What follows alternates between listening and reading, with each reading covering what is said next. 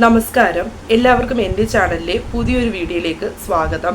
അപ്പോൾ third stage 10th prelims third സ്റ്റേജിൻ്റെ ഫൈനലിലേക്ക് വന്നിട്ടുണ്ട്. അപ്പം ഒരുപാട് പേർക്കും എനിക്ക് ടെലഗ്രാമിലും ഇൻസ്റ്റാഗ്രാമിലും ഒക്കെ ഒരുപാട് മെസ്സേജ് വന്നു. ചേച്ചി, എനിക്ക് ഇത്ര മാർക്കുണ്ടായിരുന്നു, ഇത്ര മാർക്കായി, ഡിലീഷൻ നന്നായിട്ട് ബാധിച്ചു, ഇനി മെയിൻസിന് വേണ്ടി പഠിക്കണോ? നമ്മുടെ കോഴ്സ് എടുത്തിട്ടുള്ളവരൊക്കെ തന്നെയും എനിക്ക് മെസ്സേജ് അയച്ചിട്ടുണ്ട്, ഇനി മെയിൻസിന് വേണ്ടി പഠിക്കണോ, വല്ല ഹോപ്പും ഉണ്ടോ എന്നൊക്കെ ചോദിച്ചിട്ട്. അപ്പോൾ തേർഡ് സ്റ്റേജ് ഞാൻ മുമ്പുള്ള വീഡിയോസിൽ പറഞ്ഞ പോലെ 4 ഘട്ടങ്ങളായിട്ട് PS നടത്തിയ പരീക്ഷകളിൽ അത്യാവശ്യം എളുപ്പമുള്ള ആ 4 ക്വസ്റ്റ്യൻ പേപ്പറുകളിലും എളുപ്പമുള്ളൊരു ക്വസ്റ്റ്യൻ പേപ്പറായിരുന്നു 3ാം ഘട്ട പരീക്ഷയുടെ ക്വസ്റ്റ്യൻ പേപ്പറുകൾ. പക്ഷെ നോക്കിയേ 7 ഡിലീഷനും വന്നിട്ടുണ്ട്. അപ്പം 93ലേക്കാണ് അവരുടെ മാർക്കിനി പോയേക്കുന്നത്. അതേപോലെ ഒരുപാട് മെസ്സേജ് വന്നു, 80 കൂടുതൽ മാർക്കുണ്ട്, 85 മാർക്ക്, 80-നകത്തോട്ട് പോയി, അതായത് 70 സംതിങ്ങിലോട്ട് പോയിട്ടുള്ളവരുണ്ട്, 70 ഉള്ളവർ 60-ലോട്ട് പോയവരുണ്ട്. അങ്ങനെ ഒരുപാട് പേർക്കുണ്ട്. കാരണമെന്ന് വെച്ചാൽ ഈ ഡിലീറ്റ് ചെയ്ത ക്വസ്റ്റ്യൻസ് എല്ലാം തന്നെ എല്ലാവർക്കും അറ്റൻഡ് ചെയ്യാൻ പറ്റിയ ക്വസ്റ്റ്യൻസാണ്. പിന്നെ ഞാൻ നോക്കിയപ്പം കുറേ അക്ഷരത്തെറ്റിൻ്റെ പേരിലാണ്. അത് ആരുടെയും കുറ്റമൊന്നുമല്ല, PS ക്വസ്റ്റ്യൻ ഇടുന്നവർ ശ്രദ്ധിക്കേണ്ട കാര്യമാണത്. പരീക്ഷ എഴുതിയ എല്ലാവർക്കും ഒരുപോലെ അറ്റൻഡ് ചെയ്യാൻ പറ്റുന്ന, എല്ലാവർക്കും മാർക്ക് കിട്ടിയ ക്വസ്റ്റ്യൻസാണ് ഡിലീറ്റ് ചെയ്യപ്പെട്ടത്. അപ്പോൾ എല്ലാവരെയും ഈ ഒരു ഡിലീഷൻ അക്ഷരാർത്ഥത്തിൽ ബാധിച്ചിട്ടുണ്ട്. കാരണം ഈ എല്ലാവർക്കും കിട്ടിയ മാർക്കാണ് ഈ കുറഞ്ഞു പോകുന്നത്, അല്ലേ? അപ്പം എല്ലാവരെയും ബാധിച്ചിട്ടുള്ള ഡിലീഷൻ തന്നെയാണിത് എന്നാണ് എൻ്റെ വിശ്വാസം. കാരണം എല്ലാവർക്കും ആൻസർ ചെയ്യാൻ പറ്റിയ ക്വസ്റ്റ്യൻസ് ഒക്കെ തന്നെയാണ് ഡിലീറ്റ് ചെയ്തത്. നമുക്ക് ഡിലീറ്റഡ് ക്വസ്റ്റ്യൻസ് ചെയ്യാമെന്ന് പറയാം. ഡിലീറ്റഡ് ആയിട്ടുള്ള ക്വസ്റ്റ്യൻസ്, ആദ്യം ഡിലീഷൻ വന്നേക്കുന്നത് ഇന്ത്യയുടെ കാലാവസ്ഥയെ സ്വാധീനിക്കാത്ത ഘടകം. ആ ഘടകങ്ങളെല്ലാം തന്നെ ഇന്ത്യയുടെ കാലാവസ്ഥയെ സ്വാധീനിക്കുന്ന ഘടകങ്ങളായതുകൊണ്ടാണ് ഡിലീഷൻ വന്നത്. സ്വാധീനിക്കാത്ത ഘടകം, അക്ഷാംശീയ സ്ഥാനം, പശ്ചിമ അസ്വസ്ഥത, ഭൂപ്രകൃതി, സമുദ്ര സാമീപ്യം വരുന്നത് അതെല്ലാം ഇന്ത്യയുടെ കാലാവസ്ഥയെ സ്വാധീനിക്കുന്ന ഘടകങ്ങളാണ്. അതിൽ സ്വാധീനിക്കാത്ത ഘടകങ്ങളൊന്നുമില്ല, അതുകൊണ്ടായിരിക്കും ഡിലീഷൻ വന്നത്.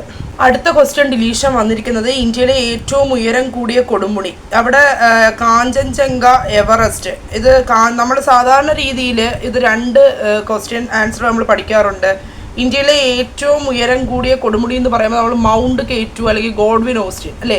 മൗണ്ട് K2 അല്ലെങ്കിൽ ഗോഡ്വിൻ ഓസ്റ്റിൻ. പിന്നെ പ്രത്യേകത എന്താണെന്ന് വെച്ചാൽ ഈ മൗണ്ട് K2 കുറച്ച് ഭാഗം പാകിസ്ഥാനിൽ കൂടെ കിടക്കുന്നത്. അപ്പോൾ അത് പാക് അധിനിവേശ കാശ്മീരിൽ കൂടെ ഇതിനെ കുറച്ച് ഭാഗം കിടപ്പുണ്ട്. അപ്പം നമ്മൾ പൂർണ്ണമായും ഇന്ത്യയിൽ സ്ഥിതി ചെയ്യുന്ന ഏറ്റവും ഉയരം കൂടിയ കൊടുമുടി ഇത് ചോദിക്കുമ്പം അതിൻ്റെ ആൻസർ നമ്മൾ പറയുന്നത് കാഞ്ചൻജംഗയാണ്. പൂർണ്ണമായും കാഞ്ചൻജംഗ എന്ന് പറയുന്നത് സിക്കിമിലാണ് പൂർണ്ണമായിട്ടും. ഇപ്പോൾ സിക്കിം എന്ന് പറയുമ്പോൾ ഇന്ത്യയുടെ സംസ്ഥാനമാണ്. അപ്പം പൂർണ്ണമായും ഇന്ത്യയിൽ സ്ഥിതി ചെയ്യുന്ന ഏറ്റവും ഉയരം കൂടിയ കൊടുമുടി കാഞ്ചൻജംഗയും, എന്നാൽ ഇന്ത്യയിൽ സ്ഥിതി ചെയ്യുന്ന ഏറ്റവും ഉയരം കൂടിയ കൊടുമുടി മൗണ്ട് K2 എന്നാണ് നമ്മൾ പഠിക്കുന്നത്. അതുകൊണ്ടായിരിക്കാം അത് ക്യാൻസലേഷൻ വന്നത്. അടുത്ത ക്യാൻസൽഡ് ക്വസ്റ്റ്യൻ, 3ാമത്തെ ക്വസ്റ്റ്യൻ, ഫത്തഹദൽ മുബീൻ എന്ന അറബി കാവ്യത്തെ പറ്റി താഴെ പറയുന്ന പ്രസ്താവനകളിൽ ശരിയായവ ഏതെല്ലാം? ഫത്തഹദൽ മുബീൻ, ഫത്തഹുൽ മുബീൻ എന്നാണെന്ന് തോന്നുന്നു, അല്ലെ? ഫത്തഹുൽ മുബീൻ എന്നാണ് നമ്മൾ പഠിക്കുന്നത്. അപ്പോൾ അതിൽ പറയുന്നത് ശരിയായ പ്രസ്താവന കാസി മുഹമ്മദ് എഴുതിയതാണ്. സാമൂതിരി രാജാവിനെ പ്രകീർത്തിച്ചുകൊണ്ട്, ചാലിയം കോട്ട തിരിച്ചു പിടിച്ചതിൽ സാമൂതിരി രാജാവിനെ പ്രകീർത്തിച്ചുകൊണ്ടുള്ളൊരു കൃതിയാണെന്ന് നമ്മൾ പഠിച്ചിട്ടുണ്ട് SCRT-യിൽ. പിന്നെ കേരളത്തിലെ ജാതി വ്യവസ്ഥ വിവരിക്കുന്നു. 17ാം നൂറ്റാണ്ടിൽ എഴുതിയ കാവ്യം, 17ാം നൂറ്റാണ്ടിലല്ല 16ാം നൂറ്റാണ്ടിലാണ് എഴുതിയത്. 16ാം നൂറ്റാണ്ടിലാണ് ഇത് എഴുതപ്പെട്ടത്. അപ്പോൾ ഇതിൽ 3ഉം 4ഉം ആയിരുന്നെന്ന് തോന്നുന്നു. എനിക്ക് അതിനകത്ത് വന്നിരുന്നത് പ്രൊവിഷണലിലൊക്കെ 3ഉം 4ഉം ആണ്. തെറ്റുണ്ടെങ്കിൽ എന്തെങ്കിലും പറയുന്നതിൽ എന്തെങ്കിലും തെറ്റുണ്ടെങ്കിൽ കമൻറ്റ് ചെയ്യണം കേട്ടോ. 3ഉം 4ഉം ആണെന്ന് തോന്നുന്നു. അതായത് 17ാം നൂറ്റാണ്ടിലല്ല, എന്തായാലും 16ാം നൂറ്റാണ്ടിലാണ് ഇത് രചിക്കപ്പെട്ടത്. കേരളത്തിലെ ജാതി വ്യവസ്ഥയെ പറ്റിയല്ല ഇതിൽ വിവരിക്കുന്നത്. ചാലിയം കോട്ട പിടിച്ചെടുത്ത സാമൂതിരി രാജാവിനെ പ്രകീർത്തിച്ചുകൊണ്ടുള്ളൊരു കാവ്യമാണ്. പിന്നെ ഫത്തഹദൽ മുബീൻ എന്നാണ് തന്നിരിക്കുന്നത്, ഫത്തുഹുൽ മുബീൻ. അതുകൊണ്ടായിരിക്കാം ഇന്നത് ക്യാൻസൽ ചെയ്തതെന്ന് തോന്നുന്നു. അക്ഷരത്തെറ്റിൻ്റെ പേരിലൊക്കെ ക്യാൻസലേഷൻ ഈ സ്റ്റേജിലും വന്നിട്ടുണ്ട്.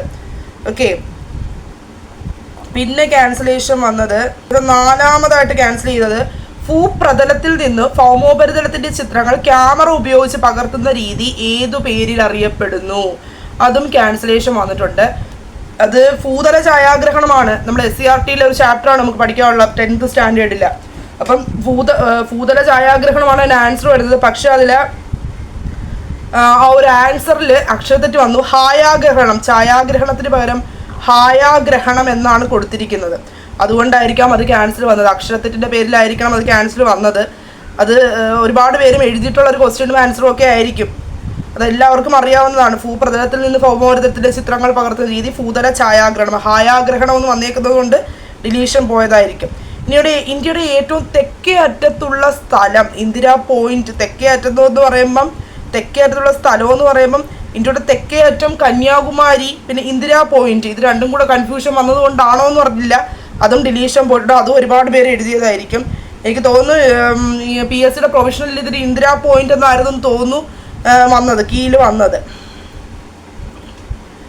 ഇനി കന്യാകുമാരി വന്നതുകൊണ്ടായിരിക്കാം ആരെങ്കിലുമൊക്കെ ഡിലീഷൻ റിക്വസ്റ്റ് കൊടുക്കാതെ പോകത്തില്ലല്ലോ. പിന്നെ മാത്സിൻ്റെ ഒരു ക്വസ്റ്റ്യൻ അല്ലേ, മാത്സിൻ്റെ ഒരു ക്വസ്റ്റ്യനും ഡിലീഷൻ പോയിട്ടുണ്ട്. മാത്സിൻ്റെ സ്ഥിരം ഡിലീഷൻ പോകുന്നൊരു ടൈപ്പ് ക്വസ്റ്റ്യൻ ആണ് ഒറ്റയാൻ നോക്കുന്ന ക്വസ്റ്റ്യൻ. സ്ഥിരം മാത്സിൻ്റെ ഡിലീഷൻ ക്വസ്റ്റ്യൻ ആണ്, അത് പോയിരിക്കും. ഒരുപാട് മാത്സിൻ്റെ സ്ഥിരം അതായത് പല പല രീതികൾ നമ്മൾ PSC ഉദ്ദേശിക്കുന്ന ഒരു ഒറ്റയാൻ കാണും, അതായിരിക്കത്തില്ല ഉദ്യോഗാർത്ഥികൾ ഉദ്ദേശിക്കുന്ന ഒറ്റയാൻ. അതാണ് അവിടെ പ്രശ്നം വരുന്നത്. അപ്പോൾ ഈ ഒരു 146, 156, 176, 190 അത് പല രീതിയിൽ ഒറ്റയാനെ കണ്ടെത്താൻ പറ്റുന്ന നമ്പേഴ്സാണ്. അതുകൊണ്ട് തന്നെ അതും ഡിലീഷൻ പോയിട്ടുണ്ട്. അപ്പോൾ ഇത്രയും ക്വസ്റ്റ്യനെ വിട്ടുപോയി കേട്ടോ. ഒരു ചോദ്യം കൊണ്ട് ഡിലീഷൻ പോയിട്ടുണ്ട്. കേരളത്തിലെ ഏറ്റവും വലിയ ജലസേചന പദ്ധതി, അവിടെയും അക്ഷരത്തെറ്റിൻ്റെ പേരിലാണ് ഡിലീഷൻ പോയേക്കുന്നത്. ജലസേവന പദ്ധതി എന്നാണ് PSC അവിടെ ക്വസ്റ്റ്യൻ കൊടുത്തത്. ജലസേചന പദ്ധതി കല്ലടയാന്ന് നമുക്കറിയാം, കൊല്ലം ജില്ലയിൽ സ്ഥിതി ചെയ്യുന്ന കല്ലടയാറിൽ. ജലസേചന പദ്ധതി എന്ന് ചോദിച്ചപ്പോഴത്തേക്ക് അതെന്തായി, അല്ല ജലസേചന പദ്ധതി സേവന പദ്ധതി എന്ന് കൊടുത്തു. അതുകൊണ്ട് അതും ഡിലീഷൻ പോയിട്ടുണ്ട്. അപ്പോൾ ഇത്രയും ക്വസ്റ്റ്യൻസ് ആണ് PSC ഡിലീറ്റ് ചെയ്തിരിക്കുന്ന 7 ക്വസ്റ്റ്യൻസ്. ഏകദേശം ഈ ഒരു സ്റ്റേജ് എഴുതിയ എല്ലാവർക്കും മാർക്ക് കിട്ടിയ ക്വസ്റ്റ്യൻസ് തന്നെയാണ് PSC ഡിലീറ്റ് ചെയ്തിരിക്കുന്നത്. എന്ത് പറയാനാ, ചരിത്രം ആവർത്തിക്കുന്നു അല്ലേ. ഡിലീഷൻ്റെ കുറേ ഇരകൾ കാണും. ഈ ഡിലീഷൻ സംഭവം കാരണം ലിസ്റ്റിൽ നിന്ന് ഔട്ടായി പോകുന്ന കുറേ പേര് കാണും. ഇതിപ്പോൾ ഏത് എക്സാം എടുത്താലും ഇത് വലിയൊരു പ്രശ്നമായിട്ട് മാറിയിരിക്കുകയാണ്. ഈ ഡിലീഷൻ എന്ന് പറയുന്ന സംഭവം നമുക്ക് കിട്ടാനുള്ള മാർക്ക് ചുമ്മാ പോവുക അല്ലേ.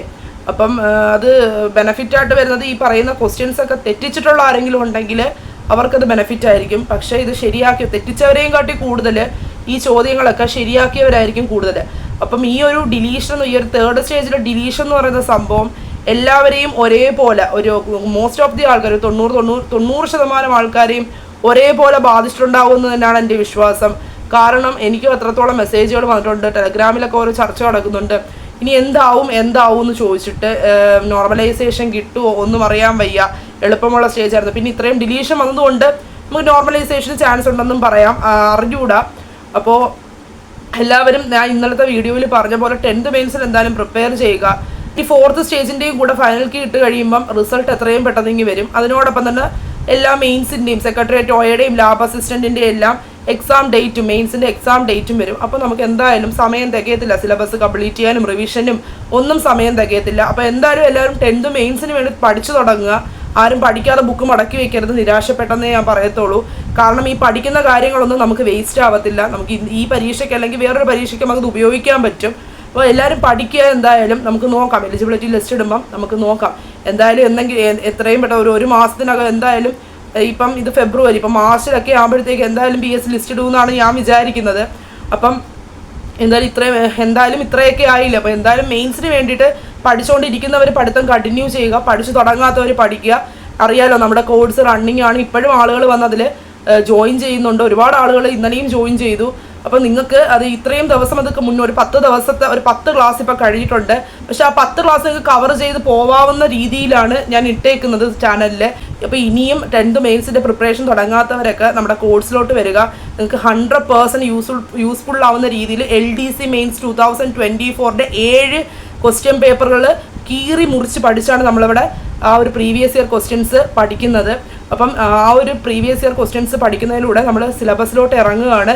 സിലബസിൽ ഒരുപാട് ടോപ്പിക്കുകൾ ഈ ഒരു 10 ക്ലാസ് കൊണ്ട് തന്നെ നമ്മൾ കവർ ചെയ്ത് കഴിഞ്ഞു. നിങ്ങൾ വിഷമിക്കേണ്ട, അതിനുള്ള റെക്കോർഡിങ്ങുകൾ നമ്മുടെ ചാനലിലുണ്ട്. അപ്പം ജോയിൻ ചെയ്യാൻ താല്പര്യമുള്ളവർ ഡിസ്ക്രിപ്ഷനിലും ഫസ്റ്റ് കമൻറ്റിലും പിൻ ചെയ്ത് വെച്ചേക്കുന്ന നമ്മുടെ ടെലഗ്രാം ചാനൽ ലിങ്കിൽ ക്ലിക്ക് ചെയ്ത് നമ്മുടെ ടെലഗ്രാം ചാനൽ ആദ്യം ജോയിൻ ചെയ്യുക. അവിടെ ഡെമോ ക്ലാസ്സസും ബാക്കി ഡീറ്റെയിൽസും ഒക്കെ ഉണ്ട്. അപ്പോൾ എല്ലാവരും കോഴ്സിൽ ജോയിൻ ചെയ്യുക. മെയിൻസിന് നിങ്ങളുടെ എക്സാം പ്രിപ്പറേഷൻ്റെ ലെവൽ കൂട്ടുന്ന രീതിയിലാണ് ഞാൻ ആ ഒരു കോഴ്സ് അറേഞ്ച് ചെയ്തിരിക്കുന്നത്. ഓക്കെ, അപ്പം ഇത്രയേ ഉള്ളൂ. ഈ ഒരു ഫൈനൽ കീ ഇങ്ങനെ വന്നതുകൊണ്ട് ഞാൻ പെട്ടെന്ന് ഇങ്ങനെ ഒരു വീഡിയോ ചെയ്തതാണ്. 7 ഡിലീഷൻ. ഇപ്പം വിഷമിക്കുന്നവരോട് ഞാൻ പറയുകയാണ്, ഈ ഒരു ഡിലീഷൻ എല്ലാവരെയും ഒരേപോലെ ബാധിച്ചിട്ടുള്ള ഡിലീഷനാണ്. കാരണം എല്ലാവർക്കും ഒരുപോലെ എഴുതാൻ പറ്റുന്ന ക്വസ്റ്റ്യൻസ് ആണ് ഇവിടെ PSC ഡിലീറ്റ് ചെയ്തിരിക്കുന്നത്. അപ്പം നിങ്ങളുടെ പ്രിപ്പറേഷൻ എന്താണെന്ന് തുടരുക. നമ്മൾ മടിച്ച് അല്ലെങ്കിൽ നിരാശപ്പെട്ട ഒരിടത്ത് ഇരുന്ന് കഴിഞ്ഞാൽ അവിടെ ഇരിക്കത്തതേ ഉള്ളൂ. പകരം നമ്മൾ വീണെടുത്ത് നിന്ന് എണീക്കാൻ പഠിക്കുക. അപ്പം എല്ലാവരും അവരുടെ പഠിത്തം ആരും നിർത്തരുത്, എല്ലാവരും പഠിക്കുക. നമുക്ക് നോക്കാം. ഇനി എലിജിബിലിറ്റി ലിസ്റ്റ് ഇടും, എന്തായാലും PSC എലിജിബിലിറ്റി ലിസ്റ്റ് ഇടും. നമ്മൾ ഒരുപാട് പണ്ടത്തെ കണക്ക് ഒരുപാട് നമുക്ക് കാത്തിരിക്കേണ്ടി വന്നതിന്. പക്ഷെ ഇപ്പോഴത്തെ PSC റിസൾട്ടുകളൊക്കെ പെട്ടെന്ന് വരും, എലിജിബിലിറ്റി ലിസ്റ്റൊക്കെ എത്രയും പെട്ടെന്ന് വരും. അപ്പോൾ നമുക്ക് ഒരുപാട് കാത്തിരിക്കേണ്ടി ഒന്നും വരത്തില്ല. അപ്പോൾ എന്തായാലും നമുക്ക് തീരുമാനം ഉടനെ അറിയാം, ഇത് ഉൾപ്പെടുമോ ഉൾപ്പെടത്തില്ലേന്ന്. അപ്പോൾ എന്തായാലും എല്ലാവരും പഠിത്തം കണ്ടിന്യൂ ചെയ്യുക. എന്തായാലും നമ്മൾ ഈ ഒരു ഗവൺമെൻറ് ജോലി എന്ന ലക്ഷ്യത്തിലേക്ക് ഇറങ്ങിയില്ലേ, അപ്പം നമുക്ക് എന്തായാലും ആ ഒരു ലക്ഷ്യം നേടുന്നവരെ നമ്മൾ പഠിത്തം കണ്ടിന്യൂ ചെയ്യാം. അപ്പം അടുത്ത വീഡിയോയുമായിട്ട് നമുക്ക് ഉടനെ കാണാം. അപ്പം ചാനൽ സബ്സ്ക്രൈബ് ചെയ്യാതെ ആരെങ്കിലുമൊക്കെ കാണുന്നുണ്ടെങ്കിൽ ഈ ചാനൽ സബ്സ്ക്രൈബ് ചെയ്ത് തന്നെ സപ്പോർട്ട് ചെയ്യണം കേട്ടോ. അപ്പോൾ ഇത്രയേ ഉള്ളൂ ഇന്നത്തെ വീഡിയോ. നമുക്ക് അടുത്ത വീഡിയോയുമായിട്ട് എത്രയും പെട്ടെന്ന് കാണാം. Bye bye.